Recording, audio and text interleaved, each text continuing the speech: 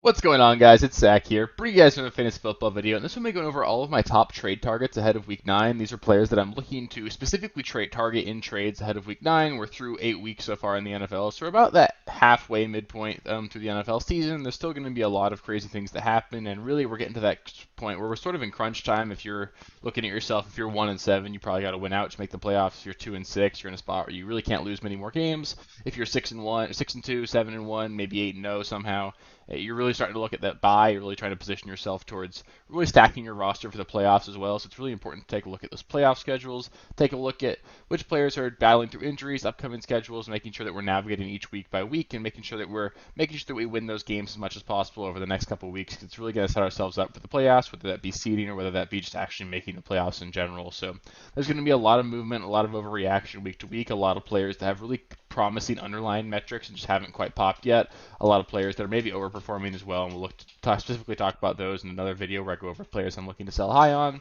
As always, if you guys have any specific trade questions, it's one of my favorite things to do with all this is just helping you guys navigate those trades. So if you have any specific questions, let me know in the comments. I love helping you guys navigate those trade discussions and help you guys make sure you put together the best teams possible. As always, as well, if there's any players that you feel like I missed out on here, feel free to let me know. Ask me if you're more than welcome to ask me for my opinion on those. I love helping you guys out, giving you guys my opinion on everything here. So yeah, with that being said, let's get into the first player here. This one's going to be a bit of a longer video. I try to put a lot more players on the list, and I'll try and do some discussion as well about how I would evaluate trades as well if I've got a really good record or a really bad record, specific players that I'm targeting in each of those situations as well. So yeah, with that, let's just get into the first player, and then of course, if you guys end up with any questions, just let me know in the comments. So I'll start things off with one player who I'm not completely sold on here, but I do think he is a buy low, and that's going to be Devonte Adams. And the real reason here is just that things can't really get any worse for Devonte Adams. He's coming off of a primetime performance with a single catch. He ended up with one catch for 11 yards on what I believe was 8 targets. There's just going to be a lot of very frustrated Devonte Adams managers. I'm actually one of them. I've got one league where I was down 4 points going into Monday night. Obviously, I didn't quite get that, so there are going to be plenty of fantasy managers just like me who needed at least a decent performance out of Devonte Adams on Monday, and they didn't get it, and it resulted in them losing the game. That's going to be the really greatest scenario for you to be able to target them, especially if you're looking at a struggling fantasy manager and you're one of those fantasy managers that has a lot of wins built up. The next two matchups for Devonte Adams as well, they're not great. He plays both New York teams, the New York Giants and the New York Jets. Both of those defenses are playing at a really high level right now. Obviously, Jimmy Garoppolo looks brutal, so you can pretty easily sell this to the Devonte Adams manager, especially if they're in need of a win. Say, hey, look, things aren't clicking for him right now. He's probably going to be at least short of being a superstar for the next 2 weeks. Obviously, he's Devonte Adams. He's going to have a high target share. They'll probably squeaky wheel this thing. He wasn't traded at the trade deadline today. I'm recording this on Tuesday, so Devonte Adams will still get enough targets that you can play him going forward, and he's going to be okay for the next couple of weeks. But after that, his schedule really opens up. The final 7 games over the season, at least from a fantasy standpoint, are just absolutely beautiful. He plays what should be some really high-scoring matchups between Miami, Kansas City, Minnesota. I know Minnesota doesn't have Kirk Cousins, but they just traded for Joshua Dobbs. He's good enough to keep that offense afloat with those weapons. The Chargers, the Chiefs, the Colts, and then Denver. So there should be a lot of really high-scoring games in there, a lot of mediocre defenses, and I think that things are really going to open up for Devonte Adams. And the worst case really for him is that Jimmy Garoppolo continues to play at a really poor level, and then we see Aiden O'Connell come in. And from a fantasy standpoint, Aiden O'Connell is actually just fine. He's a really quality distributor. He's willing to hyper-target Devonte Adams. We saw that sort of in his one start earlier this season. I'm not worried at all about Aiden O'Connell coming in. In fact, I would actually almost welcome it as a Devonte Adams manager. So he should still perform at a high level over the next couple weeks, and I think he's got a real shot to go nuclear over the back half of the season. He's a guy that I definitely want on my roster going forward, but I totally understand there are going to be a lot of managers that are probably sitting at 2-6, 3-5, and they can't afford to eat a couple more potentially bad weeks with Devonte Adams. You can probably get him pretty cheap right now. He's never going to be cheaper than what he is right now, and if you've got the luxury of potentially eating 2 more mediocre performances, and I'm not even saying they're going to be mediocre, he's Devonte Adams. He could easily go out there and dominate in either one of these next 2 weeks, but it could be another 2 weeks before you see that top-tier Devonte Adams. When we see them play the Dolphins, obviously, that'd be a scenario we'll probably see him go nuclear there, but until then, I think he'll probably just fine, and you could probably sell that, though, and make him a guy that maybe you trade a wide receiver 2 for, and he ends up being a top-tier wide receiver for you down the stretch. So I think he's worth kicking the tires on, but don't pay like top 3 wide receiver price tag here or for him because he's not going to perform at that level at least until the last like 4 or 5 games of the season. And up next, we've got what appears to be a weekly recurring appearance here for Chris Olave on my buy low list. And the fact of the matter is, just sue me here. He's still a buy low. He's the guy that I've obviously been super high on all offseason and still am going into week 9. I know it hasn't quite clicked for him, but obviously he's actually had a really solid floor. He's only had one game so far this season that really killed you. And that was the week in which Derek Carr was dealing with an extremely bum shoulder, just couldn't get the ball downfield at all. And outside of that, he's actually given you a pretty solid floor. He just hasn't had that ceiling game just yet, and it's coming for him. He's got the seventh most targets in the NFL. He's number one in the entire NFL in routes run. He's third in air yards, number one in deep targets. It's just going to hit eventually for him. Carr has missed Chris Olave on several deep touchdowns over the course of the season. Olave, of course, had his first drop of the entire season as well. Couldn't get his head around. Ball went off his helmet. Could have easily been a big 40-yard touchdown for him again this week. He had plenty of opportunities to connect on deep touchdowns, and it just hasn't quite mesh so far between him and Derek Carr. Derek Carr is still able to throw a pretty deep ball, but it's to Rashid Shaheed for some reason. Derek Carr has that ability. He wants to throw the ball deep, and Chris Olave is getting open so much that sooner or later he's going to put up a monster performance. The remaining schedule is absolutely fantastic. They play the Chicago Bears this next week, who play nothing but man defense. The Bears are not a defense that scares me at all. Chris Olave is probably going to have a great performance. We saw the Bears give up a lot of points to the Chargers passing game before that game got out of hand.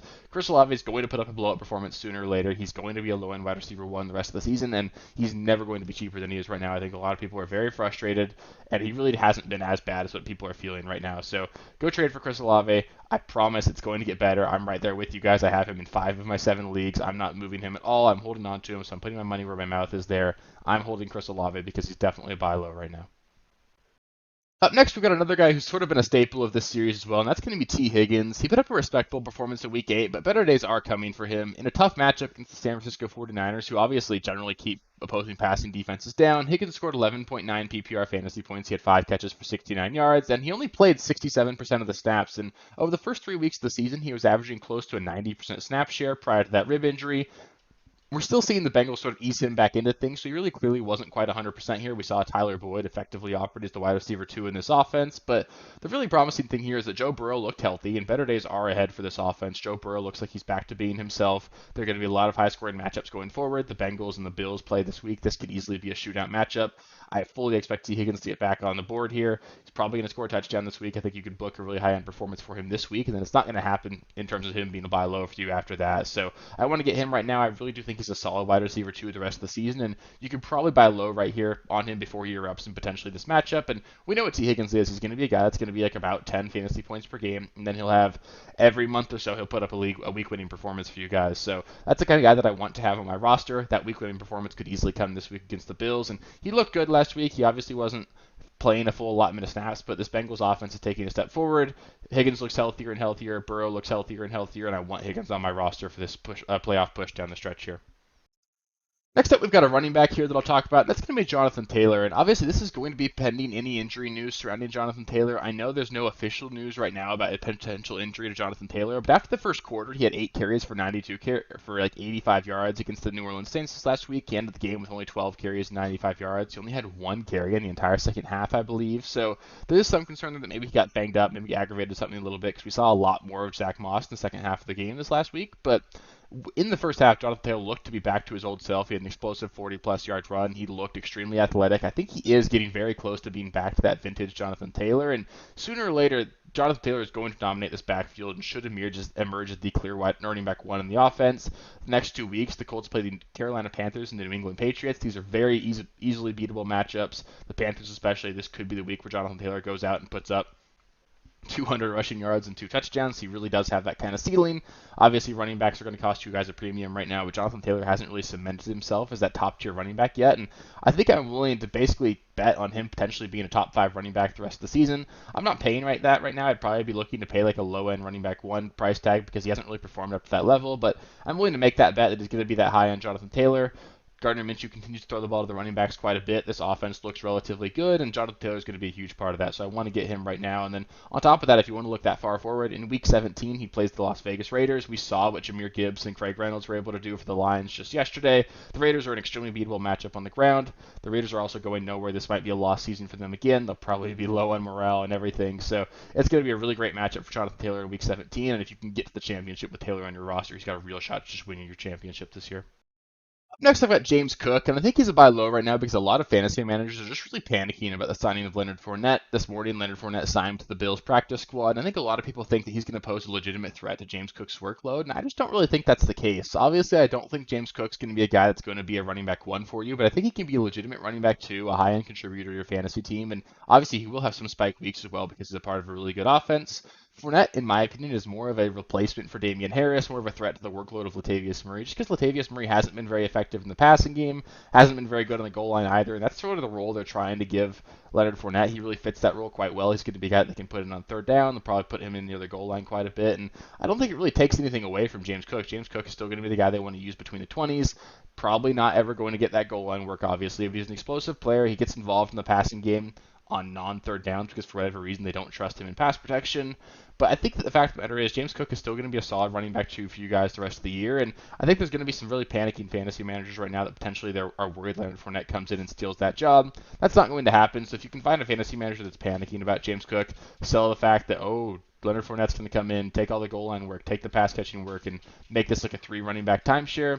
I don't think that's going to be the case. I think James Cook still commands more than 50% of the snaps going forward. Ends up being a solid running back 2 for you guys, and I don't think he really costs you that right now. So I'd definitely be looking to get him if you can and need a running back.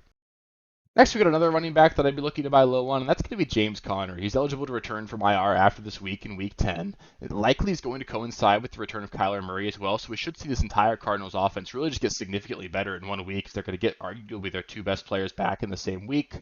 Over the first 4 weeks of the season, James Conner was the running back 16 in PPR formats and should see more scoring opportunities going forward as Kyler comes back and upgrades this offense. There should be plenty of opportunity for James Conner to perform at a high level. We saw last week Amari DeMercado had 20 carries for over 80 yards. Obviously, James Conner's a better player than DeMercado. He'll be more involved in the passing game as well, and he's just a really high-end player. He's a guy that obviously I don't think is going to cost you all that much either because fantasy managers are going to be worried that, oh, is he actually going to come back in Week 10? Is he going to be 100% when he does? Is he going to get that full workload? But he is a guy that the Cardinals really rely on. They trust him in the backfield. They want to get him a ton of touches, and he's a good player. So he's a guy that they can really be a high-end contributor to your roster the rest of the season. If you can pay like a low-end running back 2 price tag, I would definitely look to do that because I think he's a solid asset and someone that's going to be someone you can trust down the stretch. So I want to get him on my roster, especially if I've got a team that can maybe afford to eat that 1 more week without him. If you wait after this week, fantasy managers will see him in their lineup as a guy that they can actually put back in and start, and they'll be a little bit more excited about having him on their roster. So right now is probably the last week you can truly buy low on James Conner before people get excited about this Cardinals offense.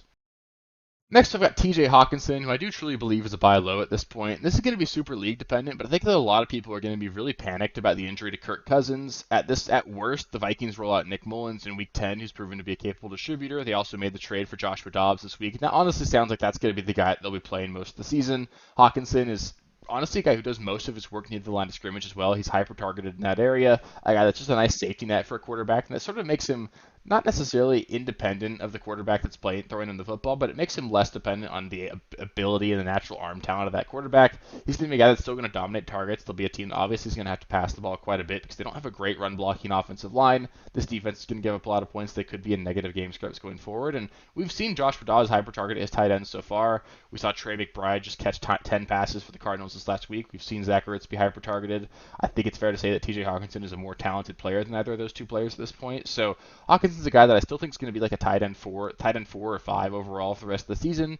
Probably not going to be the tight end 2 going forward. Obviously, we've had hopes of him being that with Kirk Cousins really throwing the ball and performing at a high level, but I think he's still probably the tight end 4 just behind Andrews, Kelsey, and Laporta. If you want to put like Kittle or Goddard in there, you maybe could, but he's a top 5 tight end the rest of the season. I don't think it's going to be super detrimental to him that Kirk Cousins is gone. Obviously, that ceiling does get lower. There will be less scoring opportunities for him, but he's still going to see plenty of volume, and in a PPR format, I think he's going to be a real difference maker for you at tight end. So if you can get him cheap, sell the manager that has him on the fact that they're taking a huge downgrade at quarterback. They'll try and run the ball more. I don't think that's really going to be entirely the case. I think he'll be just fine, and Hockenson's going to be a guy that you can still trust and really rely on at tight end position. So next, I want to go into just a list of players that I'd be looking to target if you have a good record. This is for those 6-2, 7-1, maybe those 5-3 teams that you're really confident in. Guys that I think are not necessarily going to help you immediately, but guys that I really think can help take you over the top down the stretch. So obviously, this is all going to be really roster dependent. And then up next, the next slide, I'll be going over players that I think I'd be looking to target if I need to start winning games now. So I'll try and do some quick hitters here, but still go in depth enough that you guys can get the gist of it. Justin Jefferson obviously is going to miss at least 1 more week, probably 2.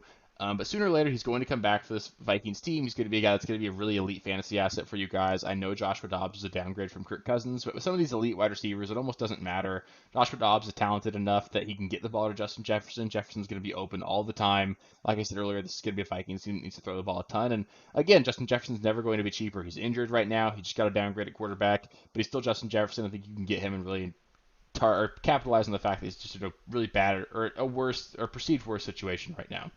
As well, Devonte Adams, talked about him earlier, but just want to highlight as well that, you're not necessarily going to get a great next 2 weeks out of him while he plays the Giants and the Jets, but after that, you're going to get some really high-end performances for him. If you are in a better spot with your fantasy team, I think you could do a lot worse than getting Devonte Adams. Still be a guy that should be a really high-end contributor for you after that.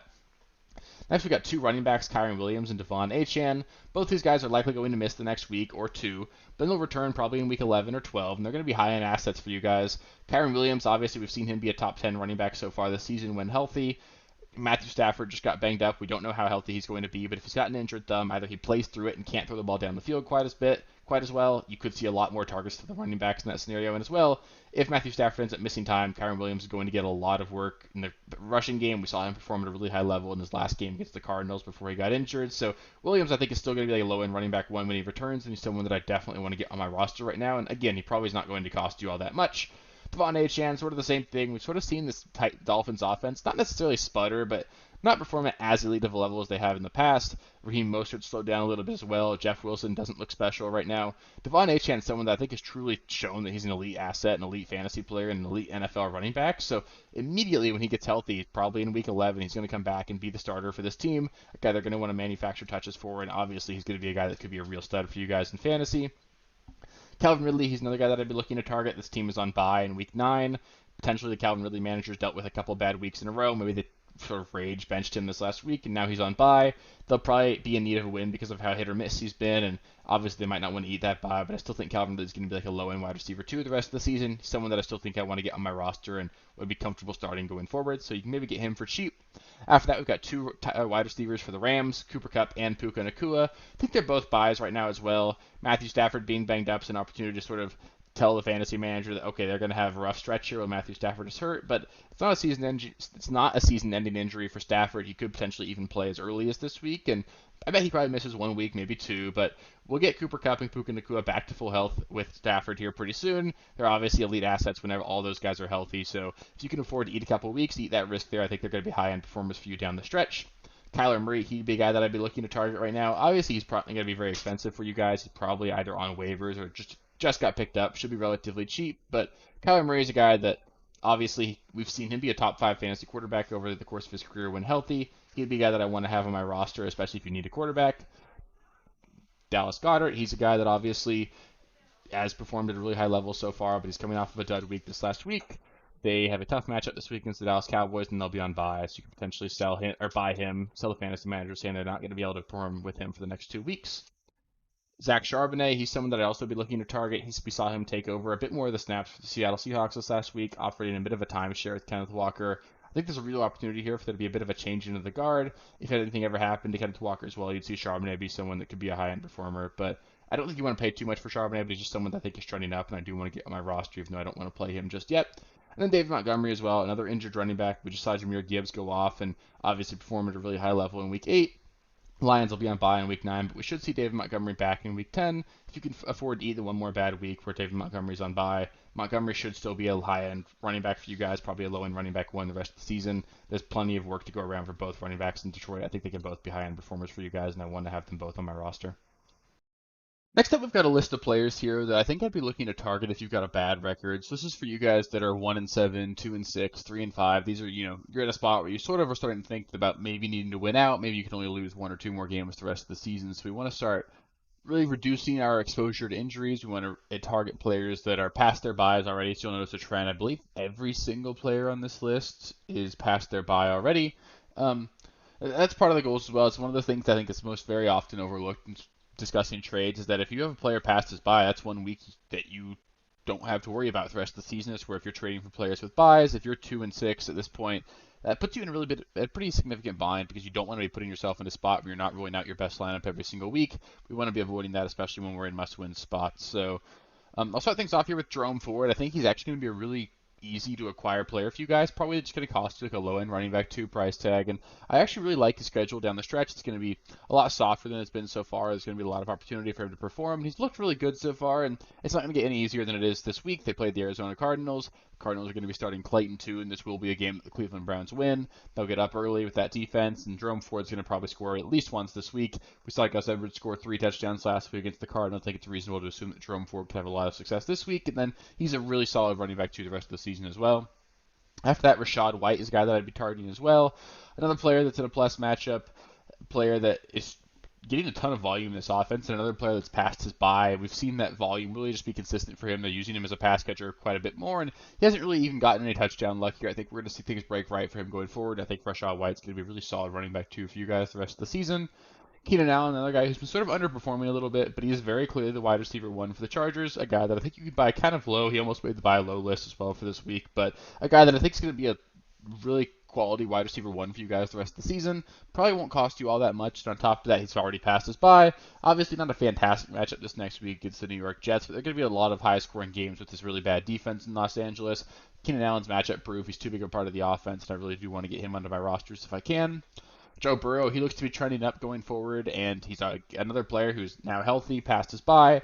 You're not going to have to deal with that going forward the rest of the season. He's a player that plays the Buffalo Bills this week. That game could be a shootout, so Burrow could easily be a guy that wins you this week. And going forward, he's going to have his healthy weapons in Jamar Chase and T. Higgins. This is going to be an offense that we definitely want pieces of, and Joe Burrow's a big piece of that.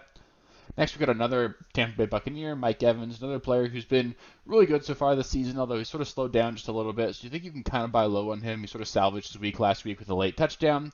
That being said, he's been a really high-end performer for you guys. He's also already through his bye. He's going to be a guy that you can plug in and play as a wide receiver too the rest of the season. Zay Flowers, another player who has been really solid so far this season. In fact, I believe he is the only one on this list who's not through their bye, but I do want to talk about him quite a bit. He's been honestly a little bit disappointing in the last couple of weeks because he hasn't really gotten too much yards per target, but he's playing the Seattle Seahawks, who give up a lot of yards after the catch to opposing wide receivers. They play really soft zone defense more often than not as well, so there's going to be a lot of underneath options for Zay Flowers. He can do a lot with the ball in his hands after the catch, and I think better days are coming for him, especially as he should see some more touchdown equity. Lamar Jackson hasn't really thrown for very many touchdowns this season. He's been pretty historically efficient in terms of touchdowns per pass attempt so far throughout his career, and it just hasn't worked out so far this season. So touchdown opportunities are going to come for Zay Flowers. He'll be a guy that I definitely want on my roster. Breece Hall, I think he's a running back one the rest of the season. He's very clearly the workhorse in this offense. They want to get him a ton of work. He's an explosive player. He can take any touch to the house, and they have a really easy schedule coming up. They have a really nice schedule this week. They play the Los Angeles Chargers, certainly a team you can run on. You want to get Breece Hall on your roster. Joe Mixon, another Cincinnati Bengal, through his bye, sort of been underperforming so far this season, but a guy that is going to be a workhorse running back at a good offense. He's going to have a lot of scoring opportunities, and I think he's like a low-end running back one the rest of the year. Then Devonte Johnson, another player who's through his bye. I think he's a really solid wide receiver 3 the rest of the season. It's been like a year and a half since this guy scored a touchdown. He's just not getting any luck there, but that could change this week against the Tennessee Titans. He's a good player. He's been involved in the offense. The Titans are a really bad pass defense. Devonte Johnson should have success this week, and then I think eventually going forward he's going to be a solid option for you guys as well. So he's a guy that I definitely want to get on my rosters, and I'd be really comfortable starting this week as well. So that'll do it for this week's video where I went over all of my trade targets for this week. Up next, I'll be going over players that I'd be looking to sell high on or players that I'd be looking to trade away based off of our records. So stay tuned for that video. That one should come out the same day as this one, so make sure you do watch both of those. And then as always, if you guys have any specific trade questions, feel free to let me know in the comments. I'd love helping you guys get those trades set, help get your rosters maximized for each of the upcoming weeks. Thursday morning or tomorrow morning, by the time you're watching this, you guys will get the Thursday Night Football primer where I'll go over the Thursday Night Football game between the Titans and the Steelers, preview which players think should and shouldn't be in your lineups, give you guys sort of a baseline expectation for that game. Then Saturday morning, you guys will get the start and sit video where I'll go over every single game this week, go over which players should and shouldn't be in your lineups, and sort of help get you guys your lineup set there. And then Sunday morning, 1 hour before the early morning games kick off, I'll be doing the live stream where I'll go over last-minute injury updates, any last-second start-sit questions you guys have, and just help you guys get your lineups all set and ready to roll for week 9. So if you want to make sure you get access to all that, make sure you don't miss anything, just subscribe to the channel. We broke 900 subscribers recently. We're at like 905 right now. I'd love to hit 1,000 by the end of the season. It'd be super cool. It's been a milestone that I've been looking for a while. So it'd be super cool if we can get there. That's about 10 per week the rest of the year. So I know a lot of you guys watch these videos and maybe haven't subscribed already. So maybe you think you are, but if you're not, just take a look. Make sure you subscribe to the channel. I know a lot of you guys watch these videos and just for whatever reason aren't. So that being said, I want to thank you guys so much for watching the video. If you did like it, please give it a thumbs up. And otherwise, I'll catch you next time. Thank you guys for watching. If you haven't already, please be sure to subscribe to the channel, like the video, check out these other videos here if you haven't. If you want more content, please feel free to follow me on Twitter at RealSteelFFB. I'll be more active on there as the season goes on. Thanks. Catch you later.